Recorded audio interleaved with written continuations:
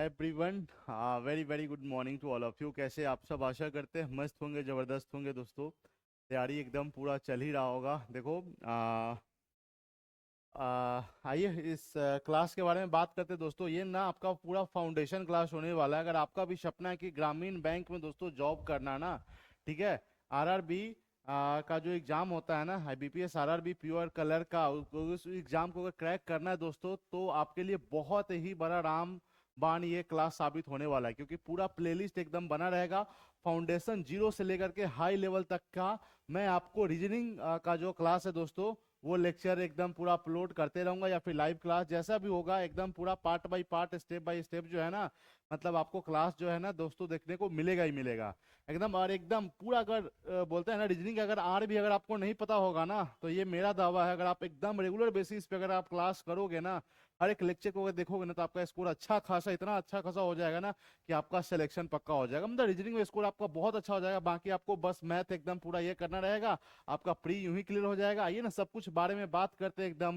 Video के अंत तक पूरा बने रहना एकदम। आज है ये पूरा इंट्रो क्लास है, और ये रीजनिंग का फाउंडेशन क्लास शुरू होने जा रहा है।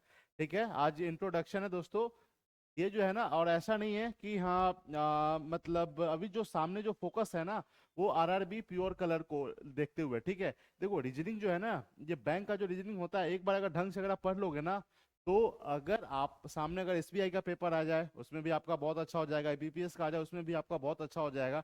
एक बार बस आपको लेवल ले आना है, वो भी मेंस लेवल तक का। ये चीज ध्यान में रखना है। ऐसा नहीं कि ये जो आप पढ़ोगे तो सिर्फ आपको इसमें सिर्फ आरआरबी एग्जाम में ही आपको फायदा होगा, ऐसा बिल्कुल भी नहीं है। आगे बैंक का कोई भी एग्जाम होगा ना, इंश्योरेंस का कोई भी एग्जाम होगा दोस्तों, हर एक एग्जाम में आपको सेम टाइप का रीजनिंग पूछा जाता है। बस लेवल अप डाउन होते रहता है एकदम।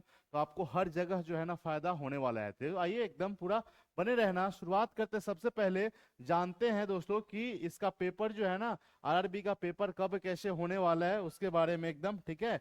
तो आप ये ध्यान से देखना कि जैसे प्री का जो पेपर है ना, ऑफिसर स्केल, मतलब जो पीओ का जो पेपर होने वाला है दोस्तों, वो आपका 27 जुलाई को, और 2 अगस्त को, और 3 अगस्त को, ठीक है ना। मतलब कुल मिला करके ये आपका समझ लीजिए मार्च तो खत्म होने वाला है। आपके पास अभी कौन कौन सा मंथ बचा हुआ है? एक तो आपका अप्रैल हो गया, फिर उसके बाद मई हो गया, फिर उसके बाद जून हो गया, 27 जुलाई। तो लगभग आप मान लो कि जुलाई भी तो आपके पास लगभग जो है ना, प्री के पेपर के लिए दोस्तों 4 महीना बचा हुआ है। और अगर मेंस का बात किया जाए दोस्तों, तो इसी का जो आरआरबी पीओ का जो मेंस का जो पेपर होने वाला है, ये आपका September 13 को, ठीक है ना। तो इसके लिए आपका एक अगस्त भी जुड़ जाएगा। अगस्त और सितंबर 2 महीना और आपके पास हो जाता है। मतलब ढंग से 4 2 6 महीना अगर ढंग से अगर आप तैयारी कर लेते हो ना, तो आप यूं ही जो है ना ग्रामीण बैंक में आपका सिलेक्शन एकदम पूरा हो जाएगा। क्योंकि एकदम पूरा नेक्स्ट लेवल तक का आपको तैयारी करना पड़ेगा दोस्तों, अभी से ही एकदम। ऐसा नहीं है कि हाँ चलो ठीक है, ये तो डेट पता चल गया, जब नोटिफिकेशन आएगा ना उसके बाद अगर हम तैयारी करना शुरू करेंगे, तो समझ लो आपके पास ज्यादा टाइम बिल्कुल भी नहीं मिलेगा। और सिलेक्शन उसी का होता है जो एकदम पहले से ही जो है ना एकदम पूरा लगा रहता है एकदम, ठीक है। तो ये चीज ध्यान में रखना। और वहीं पे अगर कलर का बात करते हैं दोस्तों, बहुत लोग का ये होता है कि नहीं नहीं, हमको तो इंटरव्यू से बहुत ज्यादा डर लगता है, कलर को हो जाए तो हम भाई एकदम ठीक ठाक है एकदम। लेकिन तो कलर का जो पेपर होने वाला दोस्तों आपका 30 अगस्त को है, उसके बाद 6 सितंबर को है, उसके बाद 7 सितंबर को है। ध्यान रखना, 6 और 7 सितंबर और 30 अगस्त को, ठीक है। तो इसके लिए और ज्यादा टाइम एकदम पूरा मिल जाएगा। उसके बाद दोस्तों अगर आपका ये है कि नहीं नहीं, हमको ना मतलब, और इसका जो मेंस का जो पेपर होगा दोस्तों, वो आपका नवंबर में। मतलब कुल मिला करके जो है ना एकदम टाइम बहुत ज्यादा है। और ढंग से एक सही मतलब पैटर्न पे अगर दोस्तों अगर तैयारी आप करना शुरू करते हो ना, सही वे में एकदम सही गाइडेंस के अंदर, तो आपका सिलेक्शन एकदम पूरा सुनिश्चित इसमें हो जाएगा। तो ये चीज ध्यान में रखना। डेट तो आपको पता चल ही गया होगा। अब बात करते हैं दोस्तों इसका एग्जाम का पैटर्न क्या कैसे रहता है। जब कभी बात आएगा अगर प्रीलिम्स का दोस्तों, तो प्रीलिम्स में जो देखो यहाँ पे 2 सेक्शन होता है, ठीक है। एक तो आप, एक मिनट, दूसरा कलर का हाँ ये देखो, मैथ होता है, रीजनिंग होता है, ठीक है ना। रीजनिंग में 40 क्वेश्चन 40 नंबर का, और क्वांट में भी दोस्तों 40 क्वेश्चन 40 नंबर का देखने को मिलेगा। ये आपका प्योर कलर के दोनों में, दोनों के प्रीलिम्स का जो पेपर होता है उसमें। और इसका जो टाइम का, पहले ये कंबाइंड टाइम मिलता था 45 मिनट का, लेकिन अब जो है ना इसमें सेक्शनल टाइम देखने को मिल रहा है, जिसमें आपको रीजनिंग के लिए दोस्तों 40 क्वेश्चन सॉल्व करने के लिए जो है ना 25 मिनट का टाइम दिया जाएगा।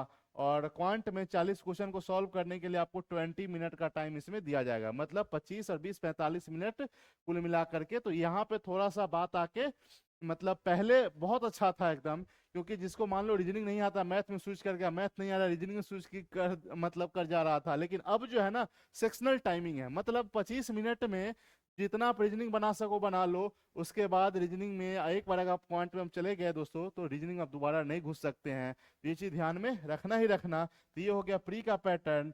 और मेंस के बारे में अगर बात करें दोस्तों तो मेंस के बारे में क्या क्या है देखिए। मेंस में ये प्योर या फिर क्लर्क दोनों का जो मेंस पैटर्न है दोस्तों, रीजनिंग में 40 क्वेश्चन 50 मार्क्स का रहता है, ध्यान रखना। जनरल अवेयरनेस में मतलब करंट अफेयर्स जो रहता है उसमें 40 क्वेश्चन 40 मार्क्स का रहता है।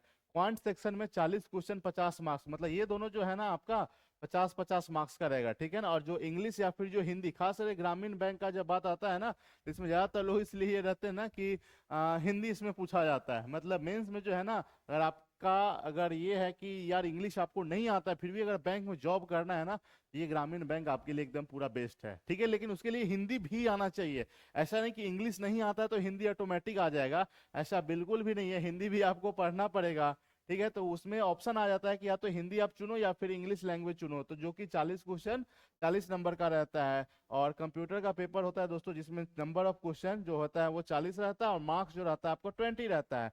मतलब कुल मिलाकर के 200 क्वेश्चन 200 मार्क्स का पेपर आपका होता है, ठीक है। और इस सब के लिए भी से पहले ये कंबाइंड टाइम जो है ना 2 घंटा मिलता था, ठीक है। लेकिन अब जो है ना इसके साथ भी सेक्शनल टाइमिंग दे दिया गया। जैसे अगर रीजनिंग का पहले 40 क्वेश्चन है तो उसके लिए आपको आधा घंटा 30 मिनट का टाइम दिया जाएगा। जनरल अवेयरनेस 40 क्वेश्चन के लिए आपको 15 मिनट का टाइम दिया जाएगा। क्वांट के लिए 40 क्वेश्चन के लिए आपको 30 मिनट का टाइम दिया जाएगा। इंग्लिश और या फिर हिंदी के लिए 40 क्वेश्चन के लिए आपको 30 मिनट का टाइम दिया जाएगा। और कंप्यूटर जो रहता है 40 क्वेश्चन के लिए आपको 15 मिनट का कुल मिलाकर के आपको टाइम दोस्तों दिया जाएगा, ठीक है। तो ये चीज ध्यान में रखना ही रखना सब, ये आपका मेंस का पैटर्न होता है। और इसी तरीके से आपको ढंग से जो है ना दोस्तों तैयारी करना पड़ेगा एकदम, ठीक है। जैसा जो पैटर्न है उसी के हिसाब से आपको तैयारी भी करना पड़ेगा कि कहाँ से कितना हम ज्यादा स्कोर ला सकते हैं नहीं ला सकते। क्योंकि ऐसा नहीं कि आप एक सब्जेक्ट को में खूब एक स्कोर ले आओगे तो आपका सिलेक्शन हो जाएगा।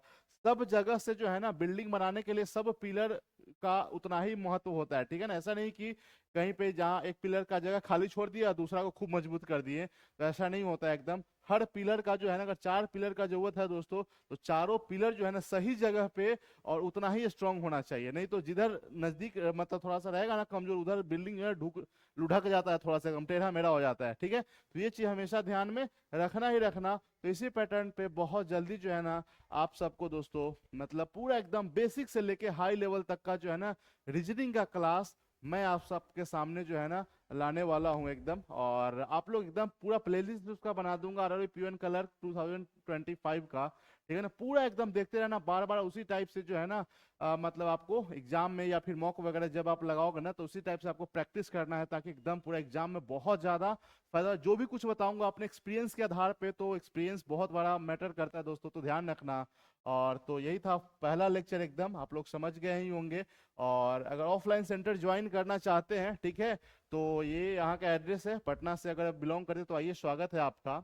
और चैनल पे पहली बार तो सब्सक्राइब भी कर लेना ताकि नोटिफिकेशन वगैरह आपको मिलता रहे। चलो bye bye, take care, have a nice day, अपना ख्याल रखना। और हाँ, कितने लोग जो है ना पूरा डेडिकेटेड हो आरआरबी पीओ और कलर के एग्जाम को क्रैक करने के लिए दोस्तों कमेंट करके जो जो बताना। चलो bye bye, take care, have a nice day.